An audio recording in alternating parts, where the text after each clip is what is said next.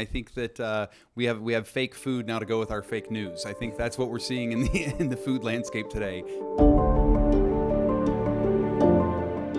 I think we live in a world and in a time where we have such access to food constantly that we don't think about it. I think we don't think about the damage that it does to us when we eat it, and we don't think about the damage that it does to the environment from which it came. So I think that, the first film, Super Size Me, did a great job of kind of looking at the choices we as consumers make, and I think what the new one does is kind of explores it much more from a corporate standpoint.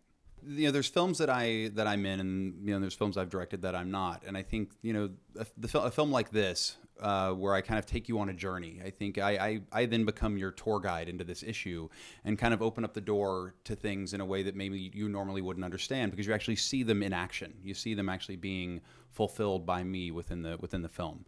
I think that I think it's a vicarious journey that we go on when I'm in a movie like that, and like when I learn something, you learn something. When I feel something, you feel something. I think there's a trade-off between myself and the audience that works really well. After I made the first film, I think there was kind of this realization within the industry of we need to be better, and I put better in giant quotation marks, because they realized they couldn't really source better food or pay for better food because it was going to hurt the bottom line. They couldn't really raise it in a better way, because that would also be more expensive. And so they said, well, how do we do that? And a lot of this comes through how we're sold it. And so we have much better marketing now that makes us, at the end of the day, feel better about the terrible choices we're making.